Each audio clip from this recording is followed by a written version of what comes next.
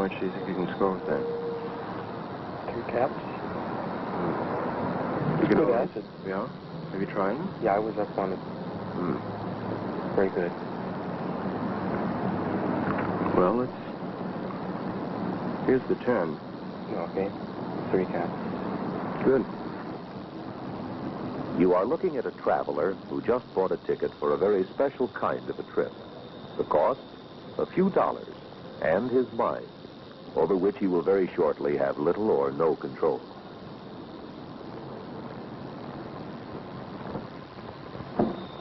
Now, most of his preparations have been made, and he's just about ready to go. He won't have to leave this room if he doesn't want to, but he'll travel so far that he may get lost and never come back.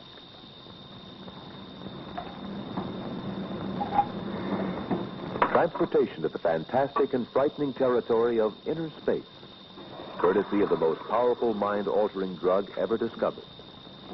Destination unknown, courtesy of LSD-25.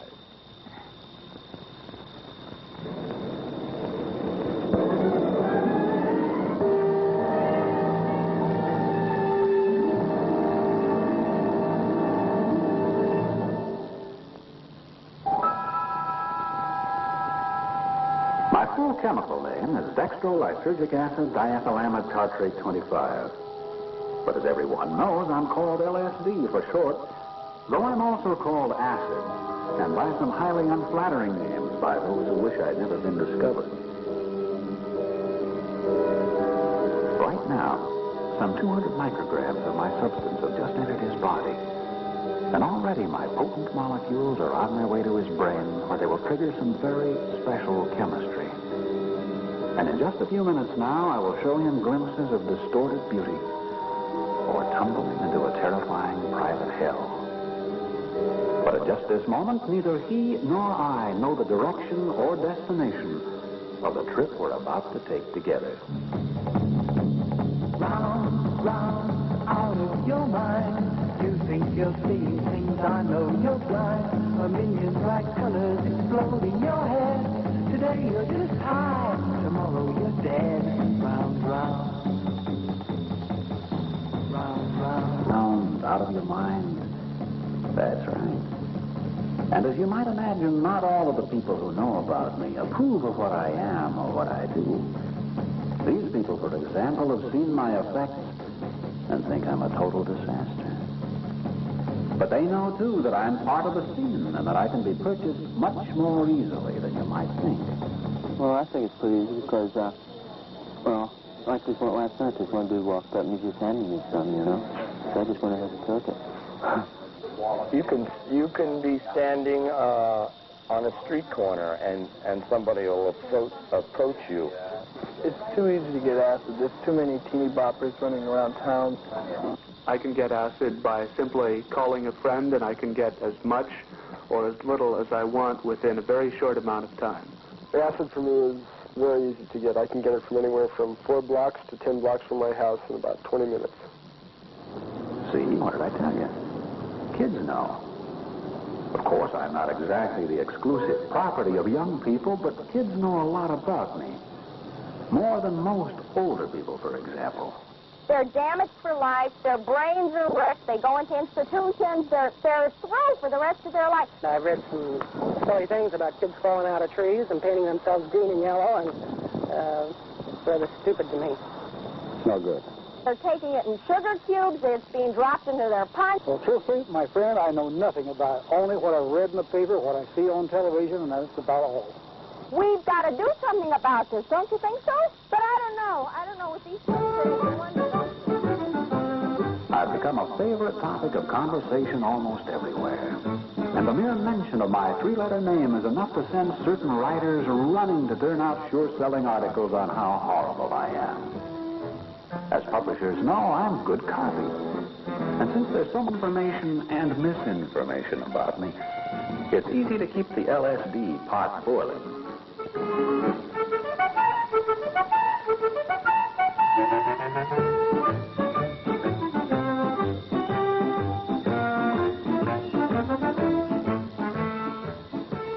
Well, that sort of thing is Bad for my image, as the advertising people say.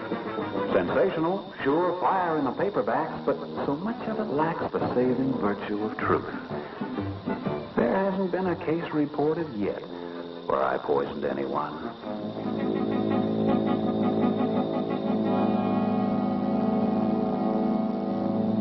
But speaking frankly, a lot of my most ardent supporters are bad for my image, too.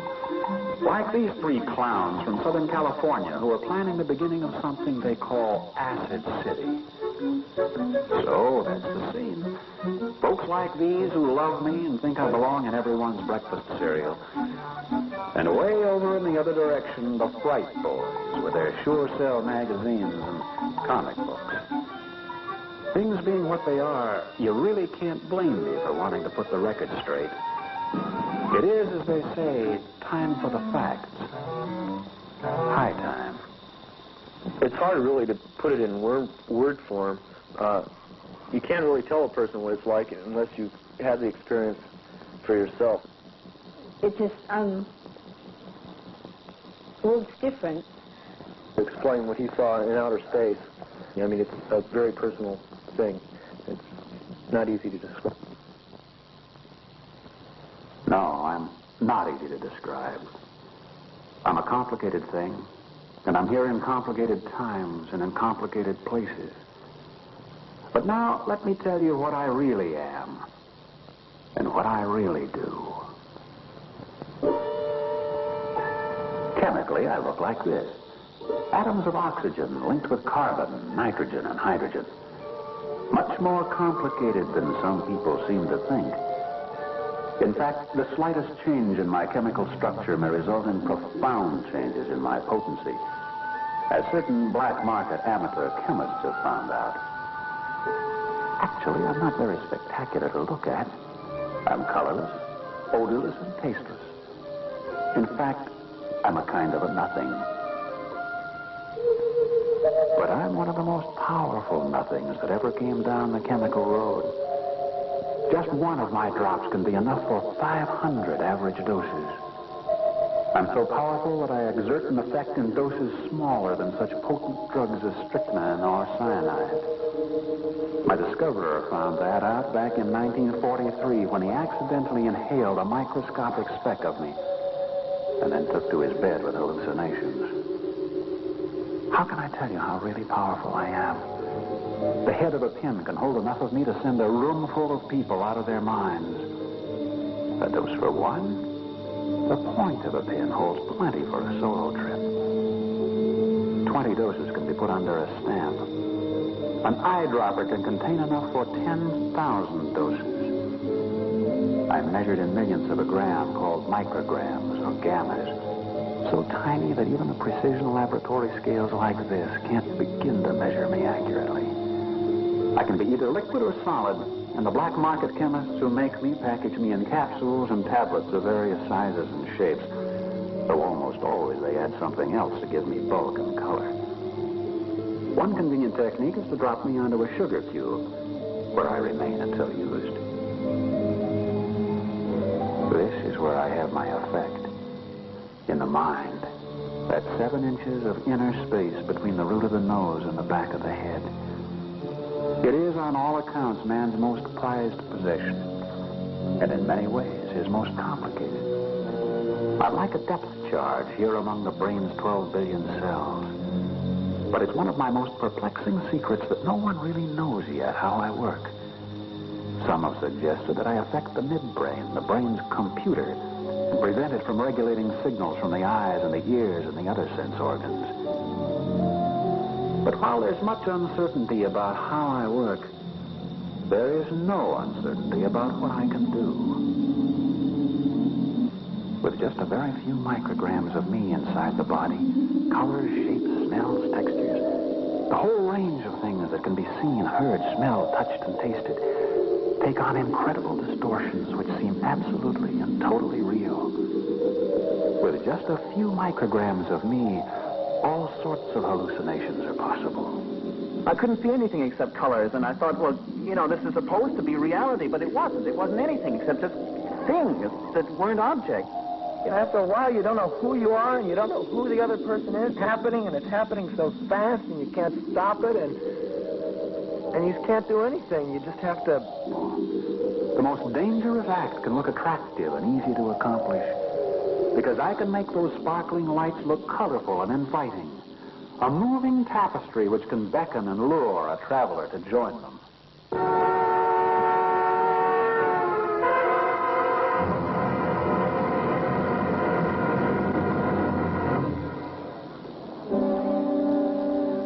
Well, that's just a rough idea of what a few micrograms of me can do. About the same amount that you saw on the point of the pin. Remember? But in spite of my overwhelming power, I have yet to kill anyone from an overdose. They don't think I'm physiologically addicting.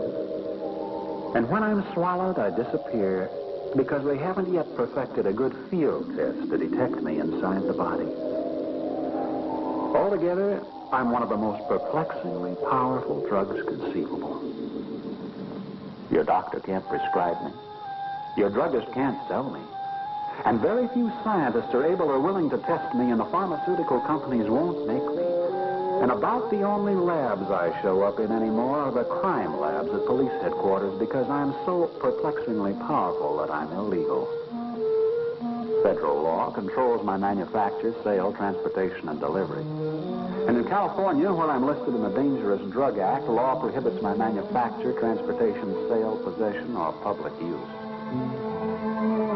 So very often I wind up here, tagged as evidence along with other illegal drugs like heroin and opium and marijuana and bennies and goofers and yellow jackets and crystal and the rest. But they use the most sensitive tests they have to identify me to fluoresce under ultraviolet light. And my unique chemical fingerprints can be identified on the graph of instruments like the spectrophotometer, which can detect as little as 10 micrograms of me. Much less than a pinpoint can hold. But as narcotics officers know so well, I keep showing up, in spite of the laws. Because if you have the right ingredients, I'm not too hard to manufacture. And the black market boys have set up their amateur laboratories in some strategic locations.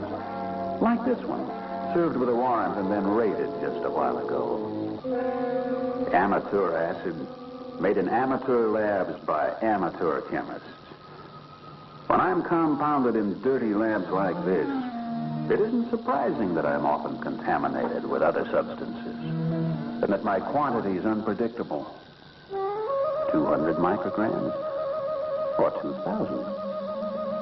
Pure LSD? Or mixed up with something else? On the consumer level, that means that when an LSD travel agent sells a cap or two, the customer can't trust the label, because there isn't any label. So how do you know what you're getting? You don't know unless you take it, whether it's good or it's bad. You just have to trust your source. Well, when you take it, you find out. Good acid, bad acid, but always unpredictable acid. I'm around, part of the scene, as I said. And on streets like this, and this, and this, and this, transactions involving me take place all the time. Illegal, of course, but my tabs and caps and sugar cubes that dissolve in your mind as well as your mouth are selling every day. So, drop a cap of me and join the mind-expanding world where colors and sounds and smells and tastes and people all take on new dimensions and new qualities. I'm the world's original instant relief drug. Drop a cap of me, man, and drop out. But watch it, because the trick can be a trap, too. You never know where a ticket with me will take you.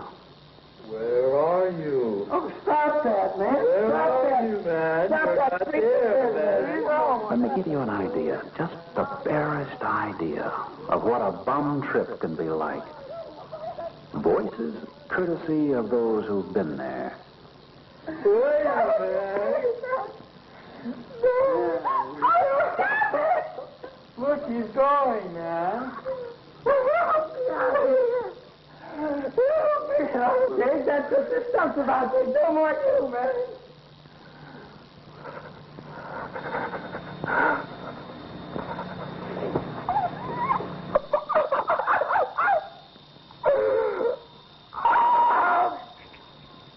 God, no! No, no, no!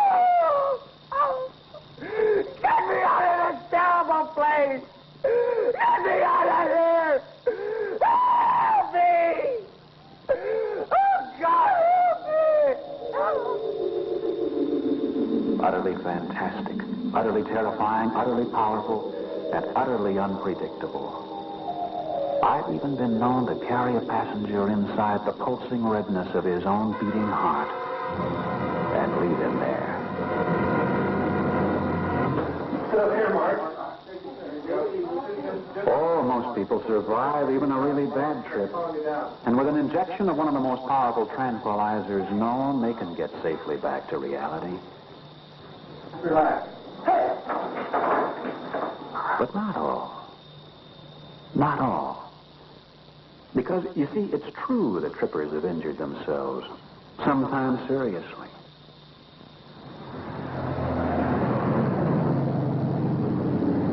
And one of the most terrifying things of all is true, too. A bum trip's hallucinations can recur at any time in all their original intensity, up to a year after the original dose. Some call it an after-flash, and it's not fun at all. Once I've been swallowed, it's practically impossible to trace me inside the body. So not even the coroner knows how to tell whether or not I was part of this scene, twisting the driver's brain cells until he tripped out through the windshield. LSD rescue. And it's true that the effects and after effects of bad trips can be so severe that special organizations like San Francisco's LSD rescue have been set up. And crisis counselors work in shifts 24 hours a day to calm and guide those who panicked and freaked out. I don't know what to do with myself, so How much did you take? How much LSD did you take? 300 micrograms. One whole cap?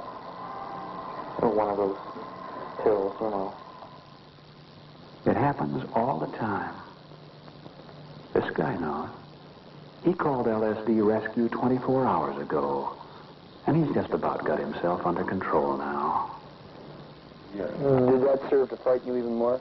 Yeah, because I felt like somehow I was being twisted out of shape, and that I was somehow not a human being. Did you have the thought you might not be able to change backwards again? Yeah, this is one of the main things that scared me, is permanently make me some sort of freak. And it happens with increasing frequency that those who trip with me find their way here to neuropsychiatric centers, like this one at San Francisco's Macaulay Institute of St. Mary's Hospital. One of the nurses here. Freezing. You'll be staying with us for a little while here. He'll be your doctor while you're at the hospital. No. Until you're feeling No. No. All right. Now, come on. Take it easy. You'll be all right. Thank you, Doctor.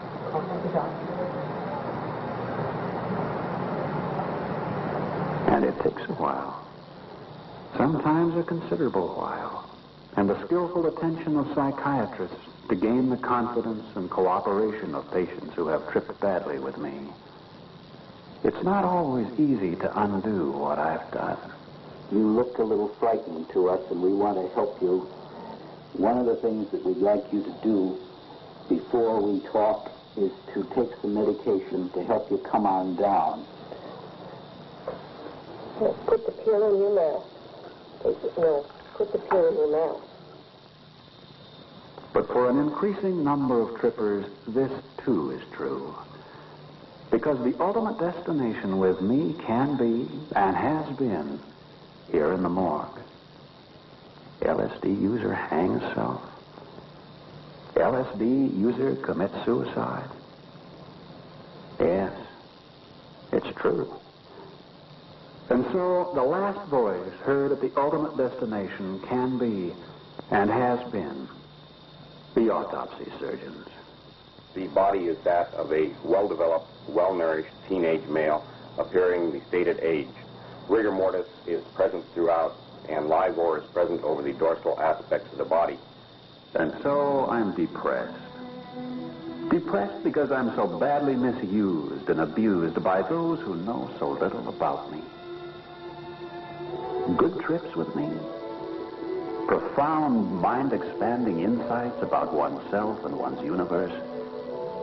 Yes, for some people, under some conditions, I have been, and I can be, a most awe-inspiring way for exploring inner space. But even they have to understand that I'm unpredictable in what I may do, and that I'm never the sort of thing that one takes lightly or for kicks. Because you see, I can kick back. And I'm embarrassed because so many of the world's oddballs have adopted me as their special gimmick. I'm too powerful, and I'm too important to join these con artists as part of Acid City. And I'm concerned. I'm really concerned because so many people who get busted for using me are, or were, such really promising kids. But there's no known way to get your fingerprints out of the police files once they're in there. And for the rest of their lives, a lot of people are going to have to answer yes to the question, have you ever been arrested? And that's not much help when it comes to getting a job, or getting into college, or launching a career. But most of all, I'm frightened, because so much remains to be known about me. Why should my hallucinations recur later in an after-flash? And is there any way of preventing them? Will they develop a good, workable test to trace me inside the body, so that coroners and others can tell whether or not I was taken? And if so, how much? Do I damage the brain, or don't I? And if so, how much damage do I cause, and how lasting is it? Here at the Macaulay Institute, they've been studying those who've tripped many times with me. And instruments like the electroencephalograph have indicated brainwave abnormalities. But even while those abnormal tracings tend to improve after my use stops, certain other abnormalities tend to persist, perhaps permanently.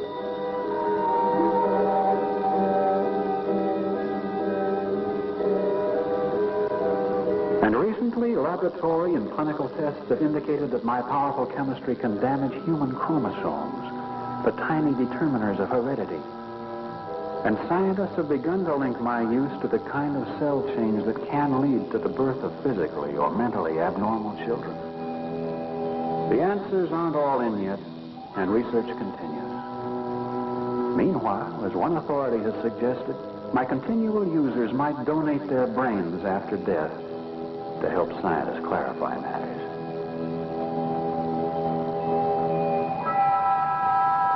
Portrait of a traveler about to take a trip. And his trip is just now starting.